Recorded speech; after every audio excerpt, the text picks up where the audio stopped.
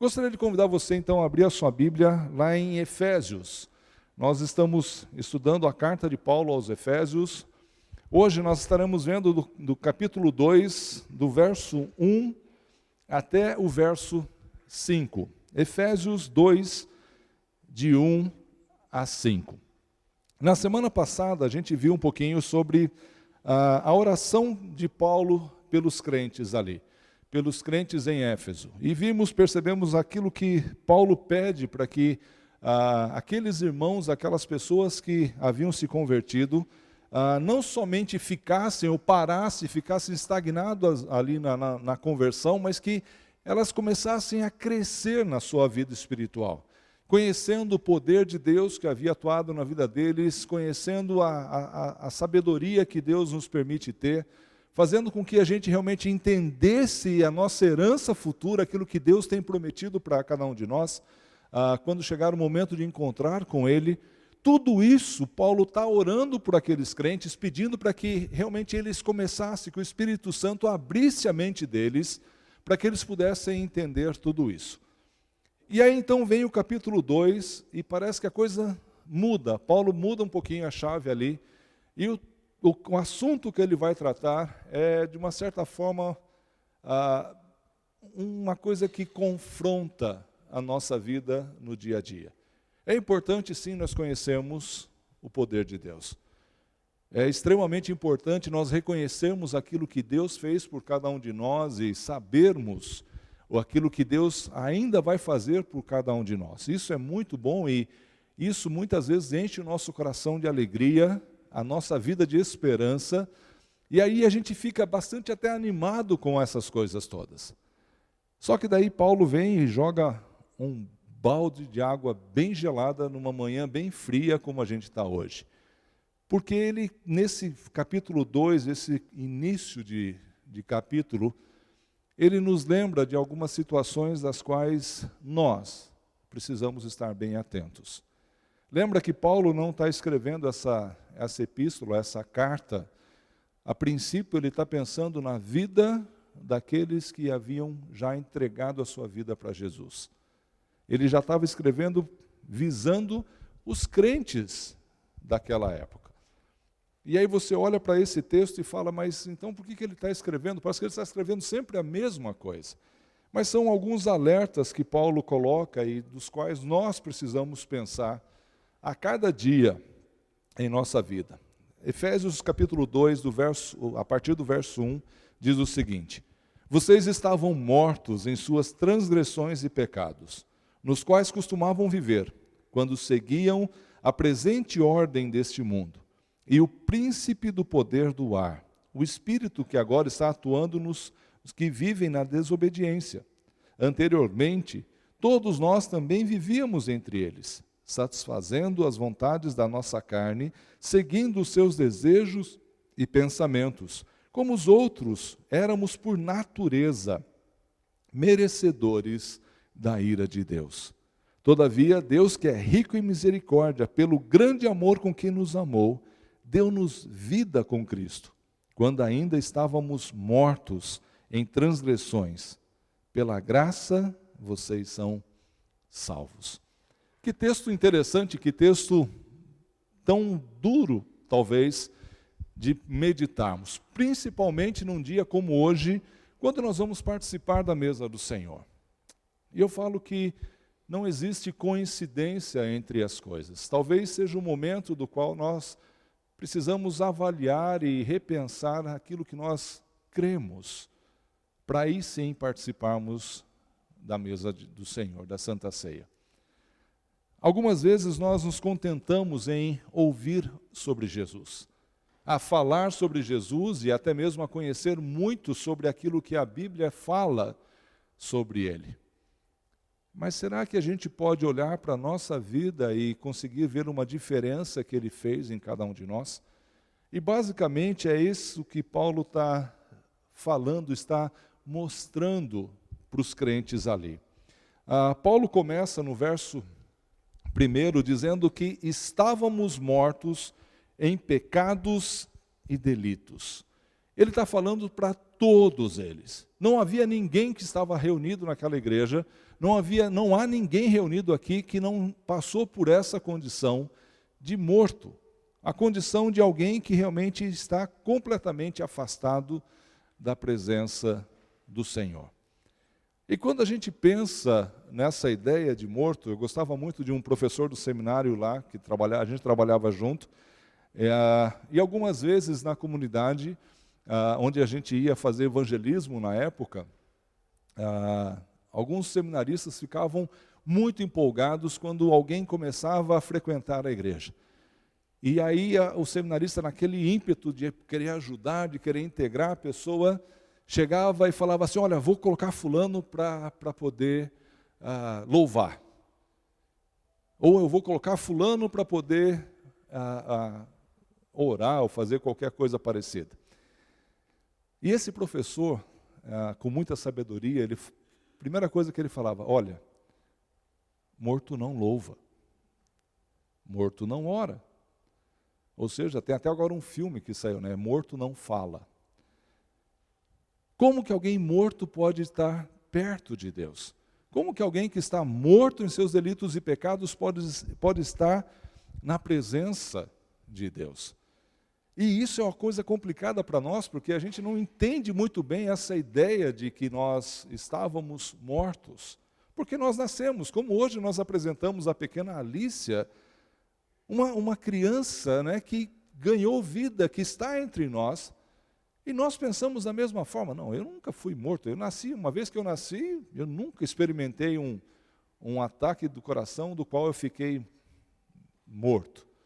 Mas nós precisamos entender, e eu creio que a melhor forma de nós entendermos o que é alguém morto, é entendermos o contrário disso, o que é alguém que tem vida, não é?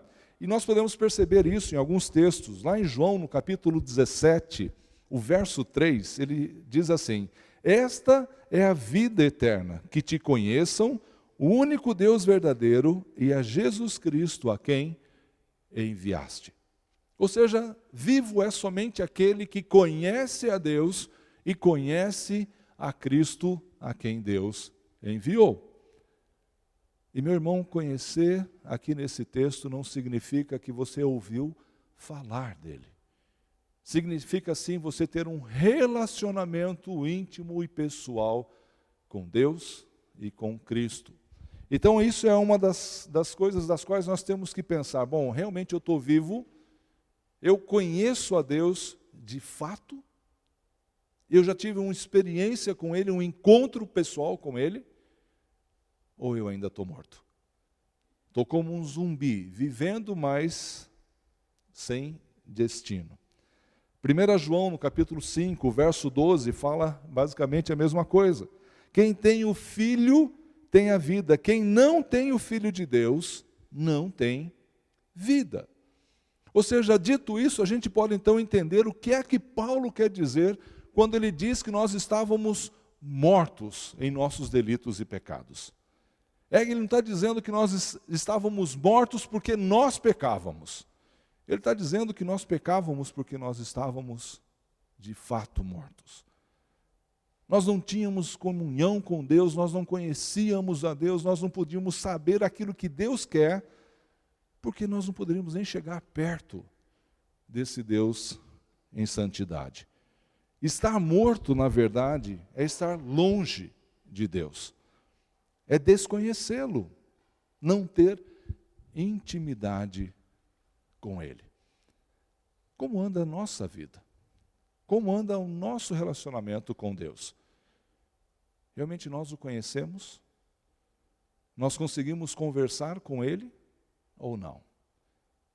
Quando nós conhecemos alguém e nós podemos realmente dizer que o conhecemos, é porque nós conhecemos seus gostos, conhecemos aquilo que ela faz, aquilo que desagrada, tudo isso é um sinal de que nós conhecemos a pessoa com a qual nós nos relacionamos. E com Deus não é diferente. Não é simplesmente conhecer todos os versos que falam sobre a natureza de Deus, sobre os atributos de Deus, mas é conhecê-lo a fundo. É saber de que forma esse conhecimento, de que forma esses atributos impactam a minha vida, impactam a grandeza desse Deus.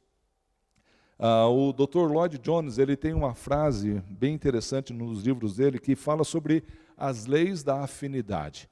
Ou seja, por que é que então um morto não pode estar perto de Deus? Justamente por causa que nós não conseguimos nos comunicar direito, né? Lloyd Jones fala que pássaros de penas iguais, eles voam juntos. Da mesma forma que pessoas, gente do mesmo tipo, anda também junta. Né? Você não vai pegar um pássaro de espécies diferentes e vão fazer uma migração junta. Normalmente ele vai juntar os mesmos, os seus pares, e vai caminhar, porque tem os mesmos pensamentos, tem a mesma forma de viver, comem das mesmas sementes, aninham-se no mesmo lugar. A mesma coisa acontece com o crente e com o incrédulo. Nós nos ajuntamos, nós nos reunimos, nós buscamos a Deus porque nós pertencemos a uma classe, a um tipo de pessoa. Alguém que já era morto, mas que reviveu.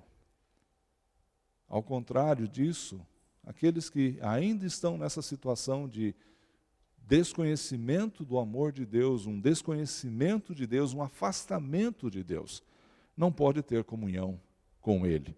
É o que diz lá em Romanos, na verdade, no capítulo 8, o verso 6 e 7. Paulo diz o seguinte: a mentalidade da carne é morte, mas a mentalidade do Espírito é vida e paz. A mentalidade da carne é inimiga de Deus, porque não se submete à lei de Deus e nem mesmo pode fazê-la.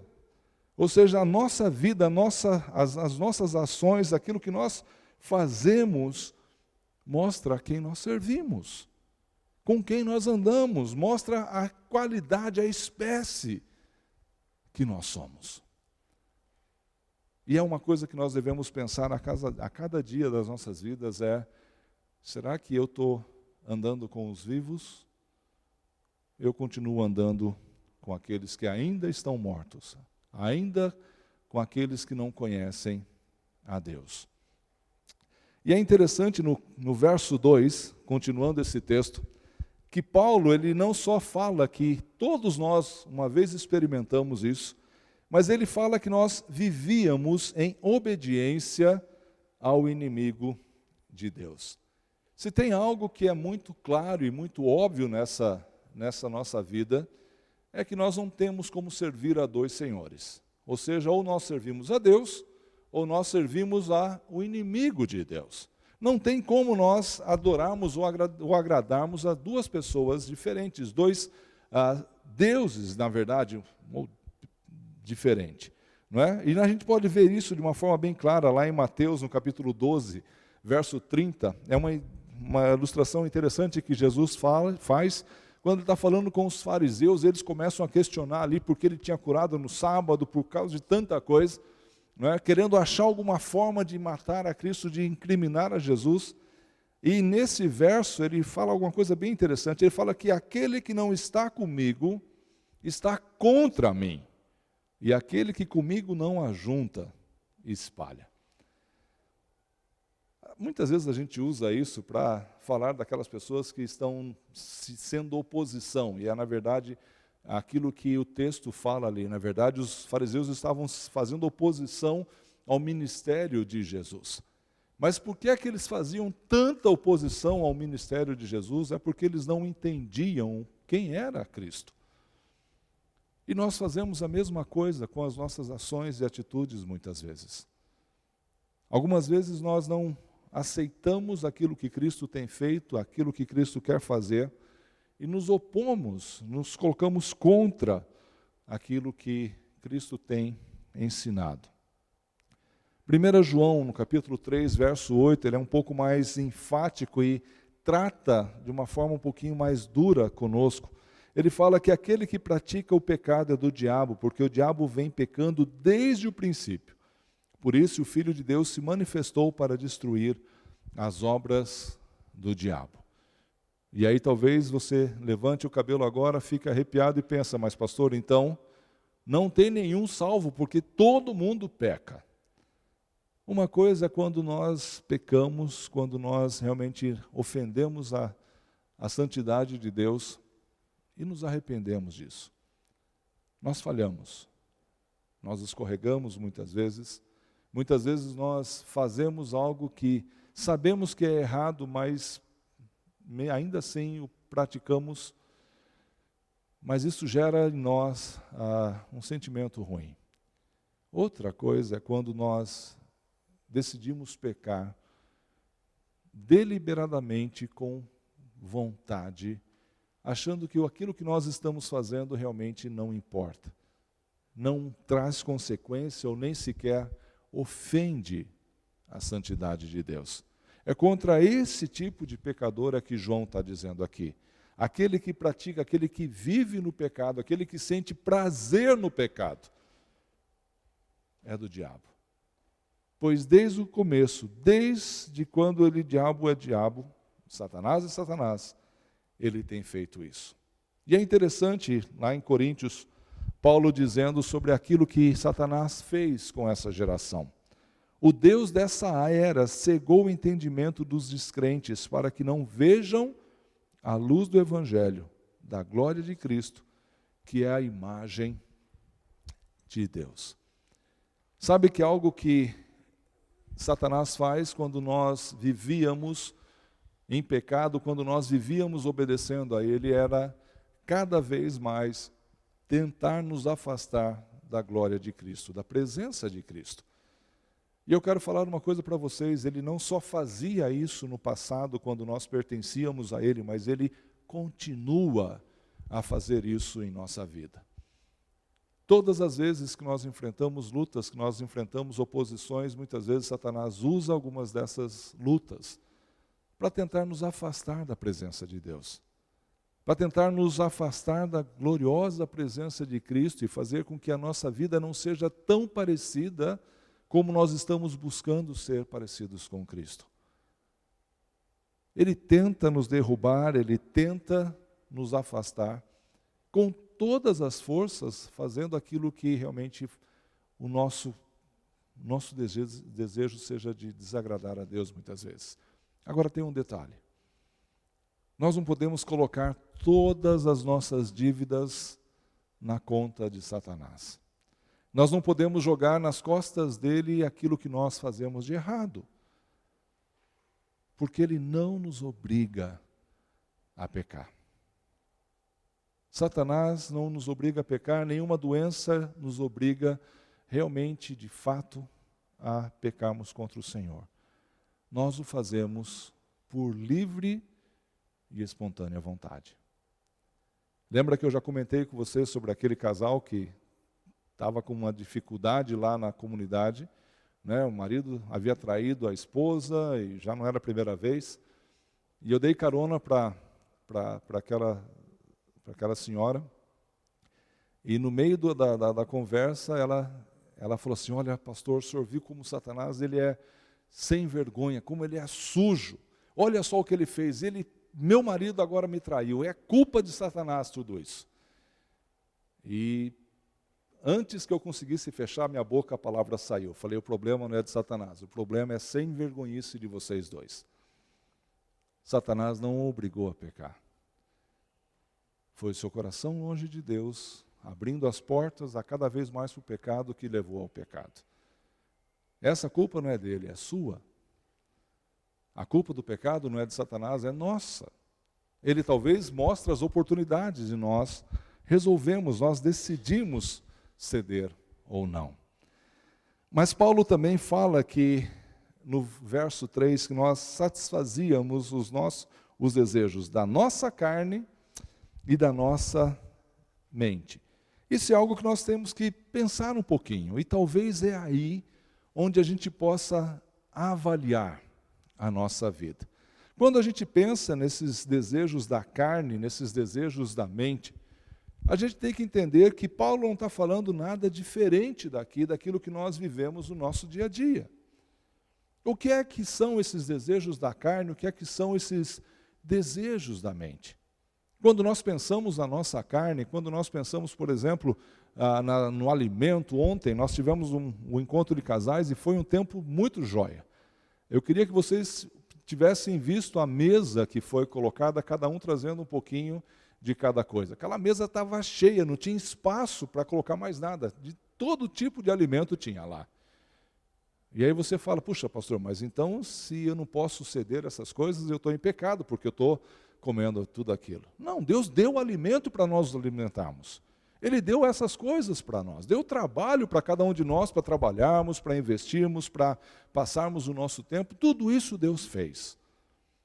Até mesmo as coisas boas, as nossas férias, o nosso tempo de descanso, é obra do Senhor. É bênção que Ele deu para cada um de nós. O problema é quando essas coisas começam a reger as nossas vidas. Aí se tornam de bênção para pecado, para desejos da carne. Olha lá o que Paulo fala lá no capítulo 1, no 1 Coríntios, no capítulo 6, o verso 12 e o verso 13. Ele fala, tudo me é permitido, mas nem tudo convém. Tudo me é permitido, mas eu não deixarei que nada me domine. Os alimentos foram feitos para o estômago e o estômago para os alimentos. Mas Deus destruirá ambos. O corpo, porém, não é para a imoralidade, mas para o Senhor, e o Senhor para o corpo. Ou seja, todas as coisas que Deus criou são boas. O alimento, o seu trabalho, os seus relacionamentos, o seu casamento, os seus filhos, são bênçãos que Deus tem nos dado. São coisas que Deus nos permite ter, nos permite fazer durante a nossa vida terrena, que são bênção enquanto nós o fazemos para glorificar, para agradar a Deus. O problema é que muitas vezes nós começamos a olhar para tudo aquilo que recebemos, começamos a olhar para tudo aquilo que nós temos ao nosso redor, e essas pequenas coisas que nós temos começam a tomar um lugar bem mais alto do que Deus em nossa vida.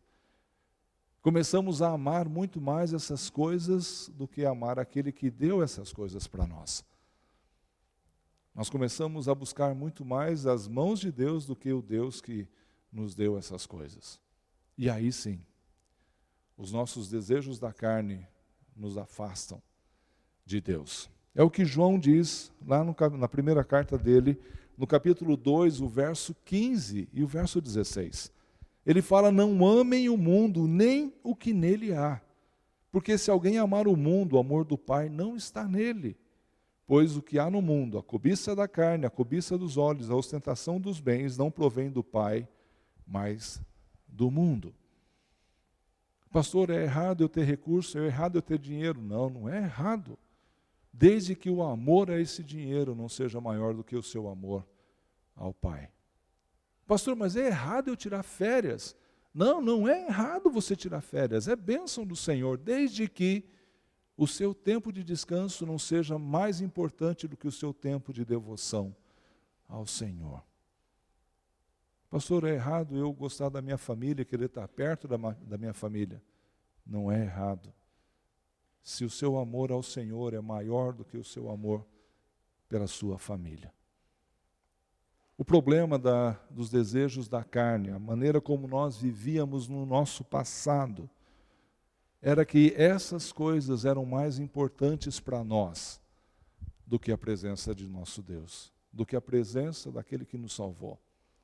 E uma vez que o Espírito Santo de Deus nos convence, uma vez que Ele transforma o nosso coração, que Ele muda a nossa essência, isso também deve ser mudado. Nós temos que valorizar aquilo que de fato glorifica a Deus, aquilo que de fato é importante não só para nós, mas principalmente para Deus que nos chamou. Então aquilo que nós fazíamos antes, que para nós não nos importava, que era só acumular recursos, era só acumular bens, era só viver a vida, o prazer do momento, já não deve fazer mais sentido, porque nós agora queremos agradar a Deus. Nós queremos agradar aquele que nos tirou daquela situação, aquele que nos deu vida. Então eu quero que a gente pense um pouco, será como que eu tenho vivido? De que forma realmente eu tenho feito, ou tenho colocado o meu foco da minha vida? Será que eu ainda não estou vivendo como morto? Será que ainda não estou tendo as mesmas ações e atitudes de um morto, como um morto fazia? Mas ele também, Paulo, fala sobre os desejos do pensamento, não só os desejos da carne.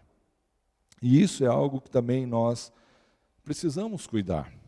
Segundo a carta de Paulo aos Coríntios, no capítulo 10, o verso 5 e 6, Paulo fala assim: destruímos argumentos e toda pretensão que se levanta contra o conhecimento de Deus. E levamos cativo todo pensamento para torná-lo obediente a Cristo. E estaremos prontos para punir todo ato de desobediência, uma vez completa a obediência de vocês. Os nossos pensamentos estão sobre o nosso controle. Onde nós colocamos o nosso foco, onde nós colocamos a nossa energia, está debaixo da nossa responsabilidade. E algumas vezes, quando nós pensamos no nosso pensamento, que nós satisfazemos os desejos da carne através também, os desejos do nosso pensamento, tem a ver com a forma como nós lidamos até mesmo com aquilo que nós estamos vendo hoje. A luta contra o pecado não é uma luta gostosa de se lutar. Porque nós somos confrontados com aquilo que nós fazemos, nós somos confrontados com aquilo que nós desejamos, e percebemos que muitas vezes aquele desejo que para nós parecia ser tão puro, tão ingênuo, e quando nós o colocamos diante da presença de Deus, nós percebemos que de puro não tem nada. É simplesmente o meu desejo. É simplesmente a minha vontade que tem que ser feita. E ao fazermos a mesma coisa, até mesmo com a palavra de Deus. Alguns versos nós falamos de cor e proferimos esse verso de cor. E vivemos até mesmo pautado por alguns desses versos. Mas quando vem aquele versículo um pouquinho mais duro, que levanta um espelho e fala: olha bem aqui que você está fazendo, não é bem assim que eu quero. Nós ficamos meio incomodados e acabamos deixando de lado, ao invés de nos moldarmos a esse padrão. E é o que Paulo diz lá no capítulo 12 de Romanos: não se amoldem ao padrão deste mundo, mas transformem-se pela renovação da sua mente, para que sejam capazes de experimentar e comprovar a boa, agradável e perfeita vontade de Deus. É muito mais fácil nos amoldarmos ao padrão do mundo. É muito mais fácil nós adorarmos ou nós vivermos a nossa vida com tranquilidade, levando tudo numa boa, porque todo mundo faz assim, e se todo mundo faz assim, eu não encontro oposição em nada daquilo que eu faço. Eu sou bem recebido na minha faculdade, eu não tenho um chefe que pega no meu pé no meu trabalho, porque eu vivo conforme todo mundo vive. Os meus amigos toda sexta-feira batem no meu ombro dizendo: olha cara, hoje vamos lá tomar uma cerveja, um chopp, nós vamos sair um pouquinho. E a gente, beleza, não tem nenhum problema com isso. E eu começo a viver a minha vida como o mundo, não fazendo diferença nenhuma. Mas Paulo fala que nós não devemos nos amoldar a esse mundo, porque esse mundo é caído, esse mundo é corrompido. As pessoas que não conhecem o Senhor, estão vivendo nesse mundo, não fazem a vontade de Deus. Elas nem podem fazê-lo porque os seus desejos, a sua vida, é contrária à vida de Deus.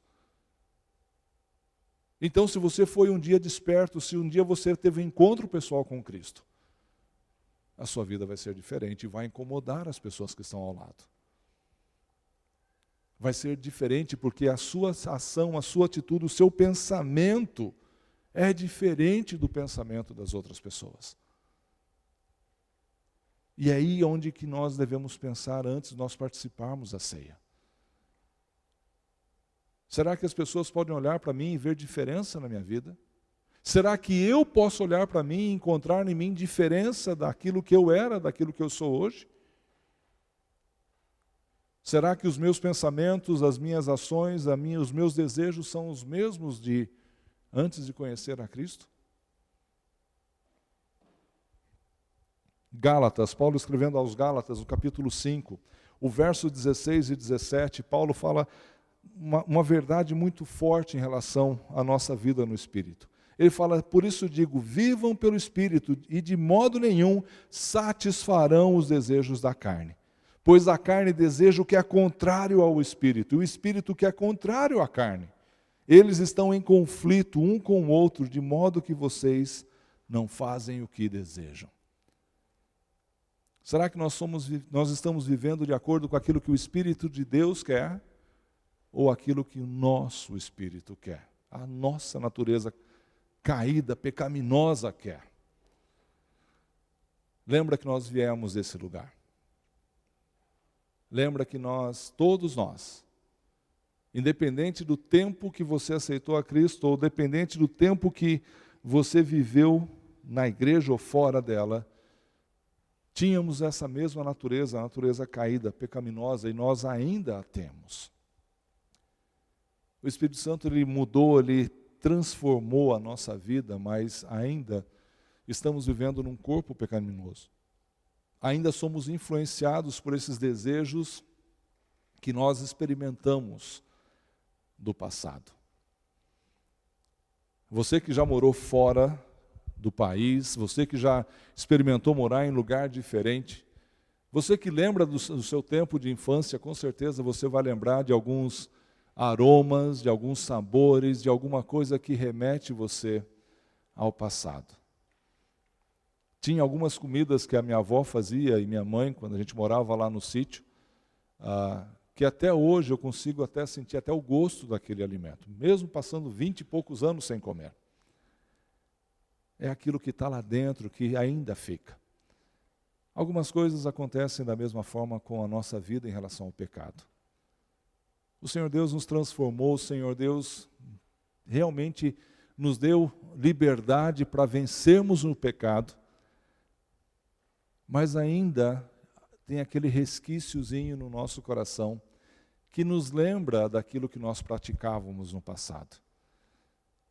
E de vez em quando nós somos levados a voltar à lama, voltar à morte espiritual. E nós devemos lutar contra isso. O Espírito Santo de Deus habita em nós e ele luta, a nossa luta contra o pecado é diária. Não é algo que nós vencemos de uma vez e agora esquece, eu não vou pecar mais, eu estou tranquilo, eu não preciso me cuidar mais. Não, é todo dia, é todo momento, é a todo instante a minha luta. Porque apesar de eu ter sido vivificado pelo amor de Jesus, apesar de eu ter realmente agora poder ter um relacionamento com Deus, eu ainda não cheguei no final da minha caminhada. Eu ainda não experimentei ter um corpo glorificado, estar na presença do Senhor, onde não há mais pecado, onde o desejo do pecado já não habita mais em mim.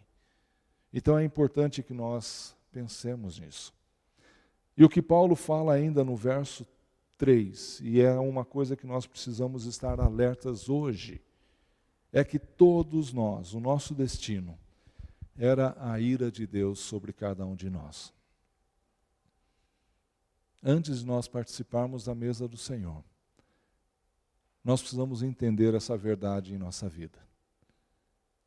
De que nós não somos merecedores desse amor, que um dia se doou naquela cruz, onde Ele verteu o seu próprio sangue para nos salvar.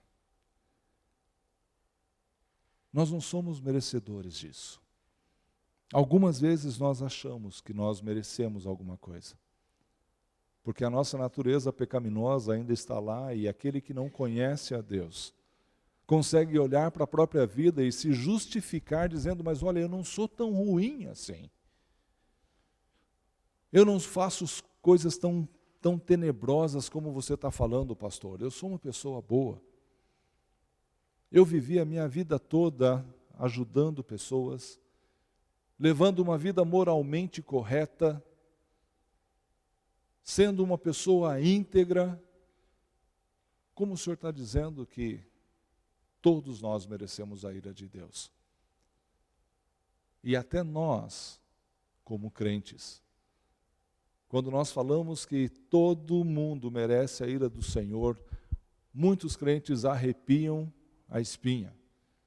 porque não conseguem entender essa verdade do Senhor. Principalmente porque nós associamos a ira do Senhor à nossa ira, à raiva, à vontade de revidar alguma coisa que nos fizeram. E essa não é a ira de Deus. A ira de Deus é pura e simplesmente a consequência da nossa escolha em relação ao amor dele. É o oposto daquilo que Deus oferece para nós. É a consequência de nós recusarmos o amor dele por cada um de nós. A ira do Senhor não tem a ver com punição no sentido de castigo, de repreensão, no sentido de raiva, de fazer alguma coisa ruim de novo só porque você não fez aquilo que eu queria. Deus não é como nós. Paulo diz lá em Romanos, no capítulo 6, o verso 23, pois o salário do pecado é a morte, essa morte é a separação de Deus. Mas o dom gratuito de Deus é a vida eterna em Cristo Jesus. Ou seja, todos nós merecíamos essa morte. Nós nascemos em pecado. Eu me lembro que no seminário, o pastor Evaldo Fritz, quando nós chegamos algum tempo depois que nós estávamos lá, ele me pediu para dar aula de introdução a missões, lá no Palavra da Vida. E eu sempre me achei completamente incapaz de fazer isso. E logo no comecinho, eu começava a falar o motivo pelo qual nós estávamos lá no seminário. Era um seminário focado em evangelismo, em missões, em preparar pessoas capazes de sair para evangelizar, para falar do amor de Jesus para outras pessoas. E uma coisa que eu comecei a perceber logo nos primeiros anos que eu estava dando as aulas é que boa parte dos alunos que às vezes chegavam lá não conseguiam compreender o porquê é que Cristo havia morrido na cruz do Calvário por cada um deles.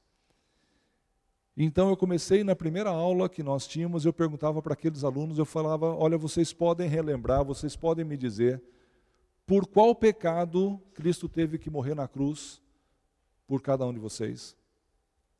Responda para mim bem rapidinho, por qual pecado, lembra aí, traz à sua mente, quando você se converteu, por qual pecado é que Cristo morreu?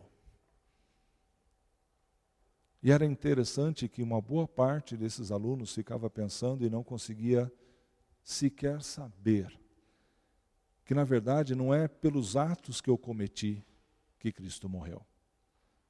Cristo morreu na cruz porque eu herdei a natureza pecaminosa de Adão. Não é porque um dia eu menti, não é porque um dia eu roubei, não é porque um dia desobedeci os meus pais. Porque se fosse por isso, nós teríamos aqui no meio de nós pessoas que talvez Cristo não precisasse morrer. Que são pessoas boas, pessoas que fizeram sempre o bem, nunca fizeram mal para ninguém, mas não é isso. É porque nós temos a natureza pecaminosa de Adão em nós. E isso já é suficiente para nos afastar de Deus. É por causa daquele pecado que Cristo teve que morrer naquela cruz por nós. É por causa daquele pecado que hoje nós relembramos esse sacrifício dele na cruz do Calvário por cada um de nós. Romanos, no capítulo 3, o verso 24 até o 26, Paulo fala assim, sendo justificados gratuitamente por sua graça, por meio da redenção que há em Cristo Jesus. Deus o ofereceu a Jesus como sacrifício pela propiciação mediante a fé, pelo seu sangue, demonstrando a sua justiça. Em sua tolerância, lá no passado, ele havia deixado impunes os pecados anteriormente cometidos. Mas no presente, demonstrou a sua justiça, a fim de ser justo e justificador daquele que tem fé em Jesus.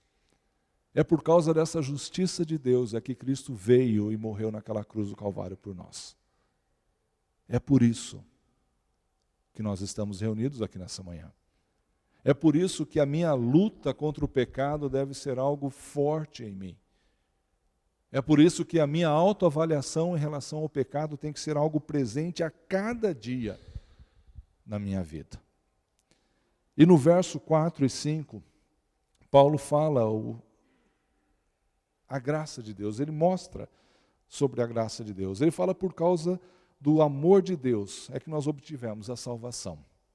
O perdão dos nossos pecados, a nossa vida, nova vida em Cristo. E o texto que ele fala, a maneira como Paulo escreve, é algo que enche o nosso coração de esperança até. Ele diz, todavia, Deus, que é rico em misericórdia, pelo grande amor com que nos amou, deu-nos vida juntamente com Cristo, quando estávamos mortos em transgressões. Pela graça é que nós somos salvos. Não tem nada daquilo que nós fizemos no passado, nada daquilo que nós podemos fazer ainda hoje, é que muda essa situação de que somente pelo amor de Deus é que nós podemos estar reunidos aqui e podemos louvá-lo de verdade, podendo conversar com Ele, falando com Ele e sabendo que Ele nos ouve, porque nós não estamos mais mortos. Agora sim nós falamos, agora sim nós oramos, agora sim nós louvamos ao Senhor. Mas é preciso primeiro que nós olhemos bem para a nossa vida, para que saibamos que de fato isso aconteceu. Algumas vezes nós achamos que nós estamos bem. Algumas vezes nos enganamos achando que nós conhecemos a Deus, mas nós não nos relacionamos com Ele. Nós não conversamos com Ele. Nós não sabemos o que Ele deseja para cada um de nós. Nós não estamos perto da presença dEle. E se nós o conhecemos, nós desejamos fazer aquilo que Ele pede de cada um de nós. O próprio Paulo, lá em 2ª carta aos Coríntios, no capítulo 5, verso 14 e 15, fala, pois o amor de Cristo nos constrange, porque estamos convencidos de que um morreu por todos, logo todos morreram.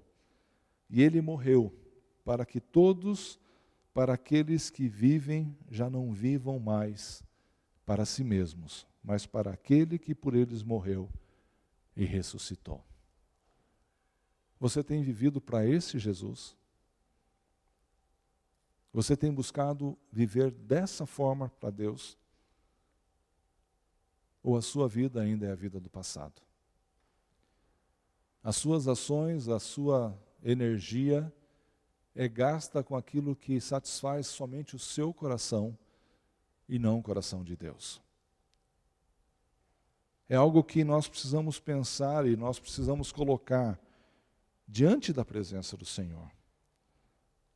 Paulo, lá em primeira carta dele aos Coríntios, quando Paulo está falando sobre a ceia, capítulo 11, a partir do verso 23, Paulo fala, pois eu recebi do Senhor o que também lhes entreguei, que o Senhor Jesus, na noite em que foi traído, Ele tomou o pão e, tendo dado graças, partiu e disse, esse é o meu corpo, que é dado em favor de vocês. Façam isso em memória de mim. Da mesma forma, depois da ceia, ele tomou o cálice e disse, esse cálice é a nova aliança no meu sangue. Façam isso sempre que o beberem em memória de mim. Porque sempre que comerem deste pão e beberem deste cálice, vocês anunciam a morte do Senhor, até que Ele venha. Portanto, todo aquele que comer ou beber do cálice do Senhor indignamente será culpado de pecar contra o corpo e o sangue do Senhor. Examine-se cada um a si mesmo, e então coma do pão e beba do cálice. Examine-se, pois, cada um a si mesmo. Não é o pastor que vai medir a sua vida com Deus. Não é o seu irmão que senta ao seu lado, a sua esposa, que vai medir a sua vida com Deus, o seu relacionamento com Ele. Só você é capaz de saber como está o seu relacionamento com Ele.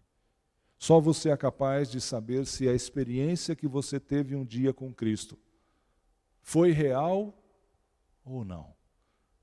Só você vai poder descrever aquilo, ou vai ter a certeza de poder encontrá-lo no dia em que Ele nos chamar. E a pergunta é, você está pronto para isso? O Senhor Cristo Jesus está voltando. Ele vem voltar para buscar aqueles que são dele, aqueles que pertencem a Ele, aqueles que têm um relacionamento íntimo com Ele. E a coisa que sempre vem à mente no momento da ceia é: será que eu vou estar lá? Será que se Cristo voltasse agora, nesse momento, no momento que nós estivéssemos tomando desse cálice, você ia encontrar todos aqueles que estão aqui na presença do Senhor? Ou não? Será que você estaria na presença desse Deus?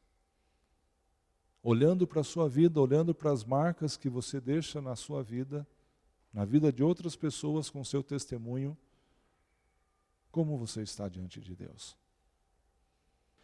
Eu gostaria de pedir que você estivesse abaixando a sua cabeça, estivesse orando ao Senhor nesse momento, entregando a Ele a sua vida e principalmente reconhecendo como está a sua situação diante da presença dEle.